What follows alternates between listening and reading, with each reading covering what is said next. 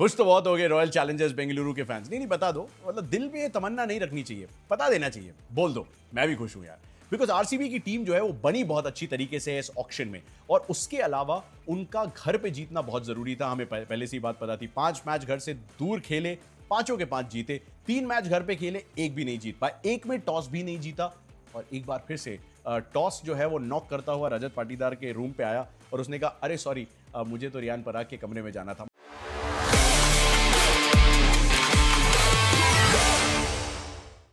हमें ऐसा लगा कि कल कहानी ऐसी ही जाने वाली है। एक बार फिर से टॉस हारे हैं, एक बार फिर से पहले बैटिंग कर रहे हैं, एक बार फिर से जो ऑपोजिशन है वो चेस कर जाएगी, क्योंकि इस ग्राउंड में चेजिंग बायस है। फैंटेसी वाले भी जो शौक से देखते हैं उन्हें पता है कि आरसीबी मतलब कि चिन्नस्वामी मतलब कि चेजिंग टीम पे थोड़ा सा दाव लगा लो, लेकिन सामने थी राजस्थान रॉयल्स की टीम। बट आरसीबी का खाता खुल चुका है जीत का अपने घर पे। विराट कोहली का एक और अच्छा अर्धशतक, पहली बार अर्धशतक आया पहले बैटिंग करते हुए, पहला अर्धशतक आया घर पे बैटिंग करते हुए। मतलब इस बंदे ने 3000 से ज्यादा रन इसी मैदान पे बनाए। इस बंदे ने 8 शतक आईपीएल में लगाए, तो 4 यहीं पे यानी कि घर पे आए। तो ये तो थोड़ी सी उम्मीद की जाती है अब, बट अच्छा लगा। मतलब कहते हैं ना, कुछ सुकून वाली चीजें वो दिख गया। बहुत अच्छी क्लासी बैटिंग कर रहे थे। शतक लोडिंग था एक्चुअली, बट मिस आउट कर गए। देवदत्त पडिक्कल के लिए अच्छी खबर है। पिछला मैच जो बेंगलुरु में खेला था आरसीबी ने, उसमें तो देवदत्त पडिक्कल खेले ही नहीं थे। मनोज भांडगे को ले आई थी आरसीबी। तकलीफ तो हुई होगी क्योंकि कर्नाटका का ये बैटर है। 473 रन अपने पहले सीजन में बनाए थे आरसीबी के लिए खेलते हुए। आरसीबी से ही तो अपने आईपीएल के करियर की शुरुआत की थी। अगला सीजन फिर से 400 प्लस का रहा था, उसमें एक शतक भी लगाया था राजस्थान के खिलाफ, अर्धशतक भी लगाया। बहुत अच्छी पारी। बट सबसे ज्यादा तारीफ करूंगा मैं जॉश हेजलवुड की, क्योंकि ऑक्शन में भुवनेश्वर कुमार को लेना, जॉश हेजलवुड को लेना, कृणाल पंड्या को लेना बहुत बड़ा मास्टर स्ट्रोक साबित हो रहा है। मतलब कृणाल पंड्या ने 2 क्रूशियल विकेट्स लिए कल के मैच में। जॉश हेजलवुड ने जिस तरीके से 17वां ओवर डाला, बहुत किफायती, उससे प्रेशर बना। 18वां ओवर महंगा साबित हुआ, लेकिन 19वें ओवर में फिर हेजलवुड आए। उन्होंने न केवल ध्रुव जुरैल को आउट किया, बट ऑल्सो आउट किया जोफ्रा आर्चर को। 2 विकेट लिए, हैट्रिक पे थे एक समय, और प्लेयर ऑफ द मैच भी लेके गए डिजर्विंगली। 1 रन देता है बंदा 19वें ओवर से, जब दूसरी टीम को चाहिए 18 रन 12 गेंदों में। हैट्स ऑफ यार। हेजलवुड की परफॉर्मेंस, विराट कोहली की परफॉर्मेंस, डीडीपी यानी देवदत्त पडिक्कल की परफॉर्मेंस कैसी लगी, और वो जितेश शर्मा का रिव्यू कैसा लगा जिसमें ध्रुव जुरैल आउट हुए। मेरे हिसाब से तो सबसे बड़ा टर्निंग पॉइंट इस मैच में यही था, बिकॉज मुझे लग रहा था कि ये मैच राजस्थान के पाले में, लेकिन राजस्थान तो राजस्थान है। ऑक्शन में जाने से पहले 6 प्लेयर रिटेन करने वाली सिर्फ दूसरी टीम थी केकेआर के अलावा।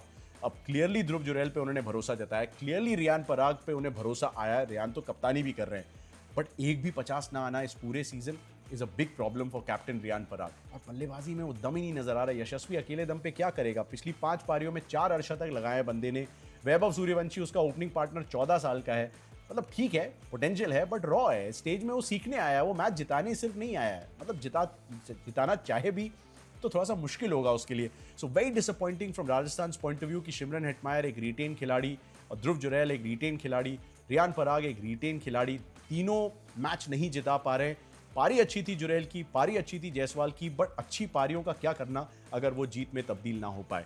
मैं राजस्थान को बहुत पसंद करता हूँ एज अ फ्रेंचाइज। मतलब राहुल द्रविड़ है तो थोड़ा सा एक वैसे भी भरोसा जागता है कि ये प्लेयर्स का ख्याल रखेंगे, बट सिर्फ प्लेयर्स का ख्याल रखना नहीं, यहाँ पे टाइटल जीतने की बात हो रही है। And unfortunately RR are well out of the race. I think it's a bridge too far for them now. ऐसी ही 2 टीमें हैं जिनके बारे में आज मैं बात करने वाला हूं, जो आज खेलने वाली हैं चेपॉक में। सनराइजर्स हैदराबाद ने चेन्नई को चेन्नई में कभी नहीं हराया है। धोनी का ये 400वां T20 है। चेन्नई वो नहीं देखना चाहेंगे जो उन्होंने आरसीबी के खिलाफ देखा, जिन्होंने 17 साल के बाद चेन्नई को चेपॉक में हराया। नहीं देखना चाहेंगे जो डीसी के खिलाफ देखा।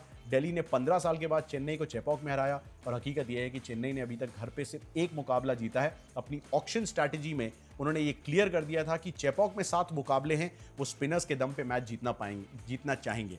सिर्फ नूर अहमद एक ब्राइट स्पार्क की तरह उभर के आए, और कुछ हद तक खलील अहमद जो पावर प्ले में विकेट चटकाते नजर आए, लेकिन उसके अलावा स्पिनर्स इनइफेक्टिव रहे। और बैटिंग ने स्पिन के खिलाफ स्ट्रगल किया है उन्हीं के होम ग्राउंड पे, और इसी की वजह से वो किला जो है उसमें कई बार कई टीमों ने आके सीन लगाई है। क्या सनराइजर्स हैदराबाद पहली बार इतिहास में अपना मुकाबला चेपॉक में जीत सकते हैं चेन्नई को हरा के? I will not put it pass them, but Chennai की तरह ही सनराइजर्स की कहानी है। दोनों ने अपना पहला मैच जीता था, दोनों ने अच्छे कंफर्टेबल मार्जिन से जीता था, लेकिन एक समय चेन्नई लगातार 5 मैच हार चुके थे, तो एक समय हैदराबाद लगातार 4 मैच हार चुके थे। तो शुरुआत करते हैं कि कंसर्न क्या है। फील्डिंग एक बहुत बड़ी कंसर्न है। Worst catch efficiency Chennai super Kings की। ओपनिंग जो पारी है, साझेदारी है उनकी, वो बहुत बड़ा कंसर्न है। वो क्लिक ही नहीं कर रही है। मतलब अगर आप ओपनर्स देखें, रचिन रविंद्रा, डेविन कॉनवे, शेख रशीद, अगर most balls faced without hitting a six की बात की जाए पावर प्ले में, रचिन रविंद्रा 90 गेंदे पावर प्ले में, एक भी छक्का नहीं। डेविन कॉनवे 41 गेंदे पावर प्ले में, एक भी छक्का नहीं। शेख रशीद 36 गेंदे पावर प्ले में, एक भी छक्का नहीं। How can your openers not hit sixes? बहुत बड़ी प्रॉब्लम है। गेम बदल चुका है दोस्तों। T20 क्रिकेट में पहले 6 ओवर और आखिरी 4 ओवर में बड़े शॉट्स लगाना, छक्के मारना बहुत ज़रूरी है। अगर आपके ओपनर्स नहीं करेंगे, अगर आपके बिग हिटर्स ये नहीं कर पाएंगे, तो आप रेस में नहीं रह पाएंगे। 5 टाइटल जो चेन्नई ने जीते हैं, हर बार कोई ना कोई एक ओपनर या वो ओपनिंग पार्टनरशिप वो नींव रही है, वो फाउंडेशन, वो बुनियाद रही है, जिसके दम पे चेन्नई ने वो टाइटल विनिंग रन माउंट की है। इस सीजन बिल्कुल विपरीत कहानी रही है। रचिन रविंद्रा, राहुल त्रिपाठी ने 3 बार ओपन किया है। रचिन और डेविन कॉनवे दोनों कीवीज ने 3 बार ओपन किया है। रचिन और शेख रशीद ने अभी तक 2 बार ओपन किया है। आज शायद तीसरी बार वो भी ओपन करते हुए नजर आएंगे। Devon Conway, just a word कि उनके पिताजी की डेथ हुई थी, पिछले मैच में अनाउंसमेंट हुआ था, तो मुझे नहीं पता कि वो उपलब्ध होंगे कि नहीं। आई थिंक रचिन और शेख रशीद के ही साथ जाने की मंशा रहेगी चेन्नई सुपर किंग्स की। Now the other problem, Chennai की बॉलिंग पावर प्ले में थोड़ी सी बेहतर रही है। उन्होंने 12 विकेट लिए हैं, जो कि जॉइंट 3rd हाईएस्ट है इस सीजन का। इकोनॉमी लेकिन हायर साइड पे रही है।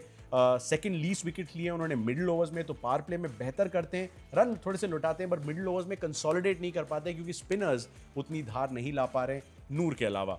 और डेथ ओवर्स में उन्होंने 16 विकेट लिए, जो कि जॉइंट सेकंड है इस पूरे सीजन में सारी टीमों की बात की जाए, और जॉइंट बेस्ट इकोनॉमी भी है। लेकिन डेथ ओवर्स तक मामला काफी दूर चला जाता है, और आपको पता है अगर दूसरी टीम ने 180 बना दिए तो चेन्नई के लिए चेस करना ऑलमोस्ट असंभव हो जाता है इस सीजन। अगले 2 मैचेस चेपॉक में, मतलब आज का और इसका अगला वाला, तो सीएसके होप करेंगे कि उनके स्पिनर्स आ जाएं किसी तरीके से गेम में। अश्विन ने 7 पारियों में 5 विकेट लिए, लेकिन इकोनॉमी 9.3 का है।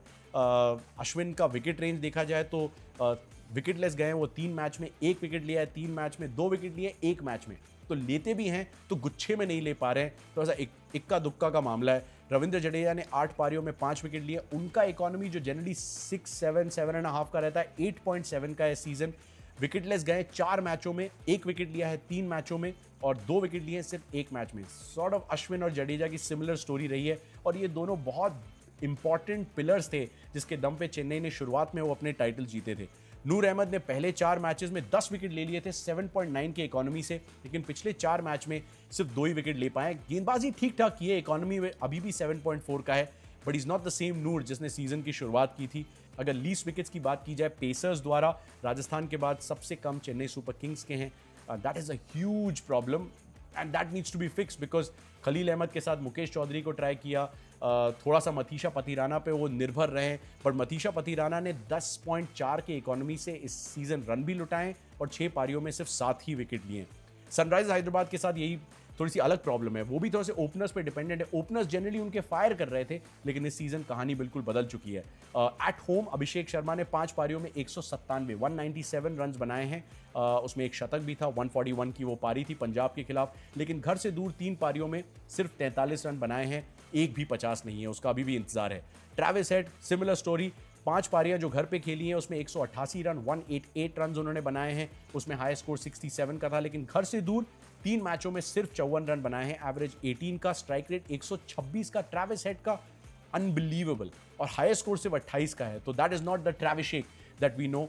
ऐसी ही चिंताएं ईशान किशन के साथ हैं, नीतीश कुमार रेड्डी के साथ हैं। नीतीश कुमार रेड्डी ने पिछले सीजन जो थे वो 303 रन बनाए थे। इस सीजन नीतीश रेड्डी ने कुल मिला के 7 पारियों में सिर्फ 133 रन बनाए हैं। He is a retain player, मतलब आईपीएल की परफॉर्मेंस के दम पे इमर्जिंग प्लेयर जीतने के बाद वो तो बॉर्डर गावस्कर ट्रॉफी में सिलेक्ट हो गए थे यार। उन्होंने एमसीजी में कमाल का 100 मारा था, तो बड़ी उम्मीदें हैं, और उन बड़ी उम्मीदों पे नीतीश कुमार रेड्डी लोकल हीरो बिल्कुल भी खरे नहीं उतर पाए।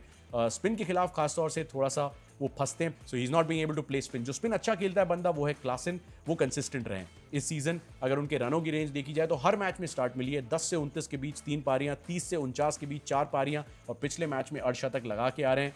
और आईपीएल 2025 में उनके टॉप रन गेटर भी हैं, तो उनसे उम्मीद होगी कि वो कंसिस्टेंसी को जारी रखें, क्योंकि अगर स्पिन टू विन का फंडा रहेगा चेपॉक में एक बार, तो एक डेजिग्नेटेड हिटर जो है स्पिन का वो है हेनरिक क्लासन इस टीम में। लेकिन दूसरी तरफ सनराइजर्स हैदराबाद के एक लीड स्पिनर का ना होना उनके लिए बहुत बड़ा तकलीफ का सबब बना हुआ है। सबसे कम ओवर अगर किसी टीम ने स्पिन के डाले तो वो है सनराइजर्स हैदराबाद। सबसे कम विकेट अगर किसी ने स्पिन के जरिए लिए हैं तो वो है सनराइजर्स हैदराबाद। सबसे खराब इकोनॉमी भी सनराइजर्स हैदराबाद का ही है स्पिन का, और सबसे खराब एवरेज भी। ऑब्वियसली अगर आप इतने कम ओवर स्पिन के डाल रहे हैं तो क्लियरली आप अपने स्पिन पर निर्भर नहीं रह रहे हैं।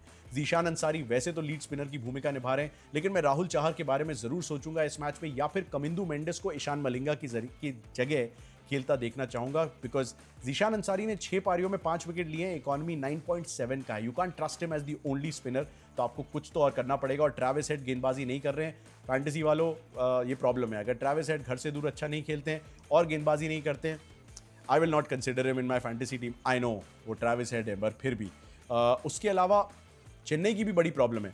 अगर सबसे कम छक्कों की बात की जाए स्पिन के खिलाफ, तो वो चेन्नई नहीं लगाए। मतलब शिवम दुबे जो कि उनके डेजिग्नेटेड स्पिन हिटर थे, जिनका स्ट्राइक रेट 170-180 का हुआ करता था स्पिन के खिलाफ, वो गिर के 120 के आसपास आ गया है। This is not the same side जो स्पिन को अच्छा खेलती थी। Pacers same problem with Sunrisers, उन रन फ्लो को रोक ही नहीं पा रहे हैं। Highest economy bye pacers in IPL इस सीजन सनराइजर्स का रहा है 10.5 का, चाहे वो पैट कमिंस हो या फिर मोहम्मद शमी या फिर हर्षल पटेल या फिर ईशान मलिंगा, कोई वो नल को बंद ही नहीं कर पा रहा है। प्रॉब्लम्स हैं, और इसीलिए दोनों टीमें 9वें और 10वें स्थान पे हैं। तो किसी को तो बीड़ा उठाना पड़ेगा। एमएस धोनी अकेले तो अपने 400वें टी20 को यादगार नहीं बना सकते, but it's a special occasion for him. मैं चेन्नई सुपर किंग्स को फिर भी थोड़ी सी एडवांटेज दूंगा, बिकॉज सनराइजर्स हैदराबाद का फॉर्म में बहुत ज़बरदस्त डिप आया है। जल्दी से आपको 12 बता देते हैं ताकि आपको अंदाज़ा लग जाए कि टीम में आपको किसको रखना है। चेन्नई सुपर किंग्स के लिए मुझे नहीं लगता कि ज़्यादा बदलाव होंगे। रचिन, शेख रशीद, आयुष मात्रे 1 2 3, 4 पे जाडेजा खेलते दिखेंगे। अर्धशतक तो लगाया था लेकिन बहुत धीमा लगाया था। Shivam Dubey same story, spin को बेहतर खेलना चाहेंगे। विजय शंकर 6 पे, 7 पे धोनी, 8 पे जेमी ओवरटन, 9 पे अश्विन, 10 पे नूर अहमद, 11 पे खलील अहमद और 12 पे मतीशा पथिराना इम्पैक्ट प्लेयर की तरह यूज हो सकते हैं। एसआरएच शायद एक एक्स्ट्रा स्पिनर को खिलाना चाहे, राहुल चहर या फिर कमिंदू मेंडिस, जैसा मैंने पहले कहा था। Otherwise Abhishek Sharma, Travis Head, Ishan Kishan, Nitish Reddy, Heinrich Klaasen, Aniket Verma, Abhinav Manohar, Pat Cummins, Harshal Patel, Jaydev Unadkat को बेहतर करना पड़ेगा। राहुल चाहर या जीशान अंसारी में से कोई एक खेलता नजर आ सकता है, और कमिंदू मेंडिस और ईशान मलिंगा में से कोई एक खेलता नजर आएगा। आई थिंक कमिंदू मेंडिस के साथ जाना चाहें। हेनरिक क्लासन सनराइज हैदराबाद के बेस्ट बैटर हैं, तो उन पर निगाहें रहेंगी और उनका स्पिन के खिलाफ चैलेंज बेस्ट रहेगा। पिच कंडीशन, स्पिनर्स ने अभी तक 50 में से 27 विकेट यहाँ पे लिए हैं। चेन्नई सुपर किंग्स लेकिन उस पोजीशन में नहीं रहे हैं कि उसको एक्सप्लॉइट कर पाए। उन्होंने खुद स्ट्रगल किया as a batting unit against spin. पिछले गेम में, मतलब कोलकाता नाइट राइडर्स का खिलाफ जो मैच हुआ था, उसमें 55 रन दिए थे कोलकाता के स्पिनर्स ने, 6 विकेट लिए थे अपने 12 ओवर में। Huge problems for Chennai super Kings.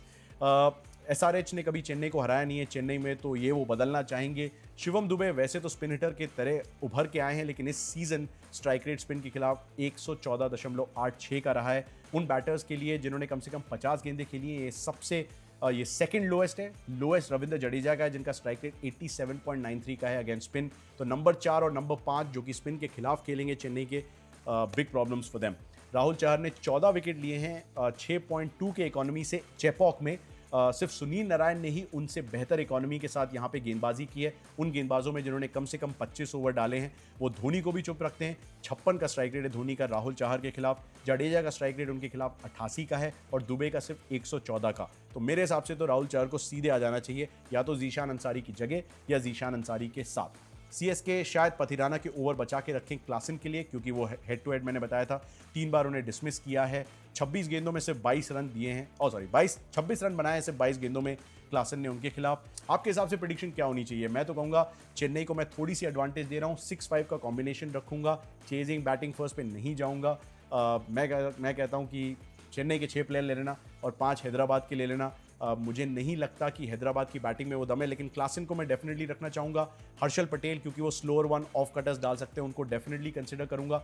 अभिषेक पे दाव लगा दूंगा, क्योंकि स्पिन को अच्छा खेलते हैं, अगर थोड़ा संयम से खेल जाएं तो वो टिक सकते हैं मेरी टीम में। उसके अलावा राहुल चाहर, हर्षल पटेल और शायद एक स्पिनर और मैं ले सकता हूं अभिषेक शर्मा के अलावा।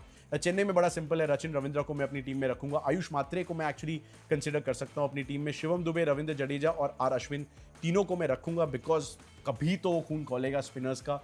और उसके अलावा मतीशा पथिराना और नूर अहमद के बारे में मैं सोच सकता हूं। तो may be 7-4 combination in favour of Chennai और 6-5 एटलीस्ट।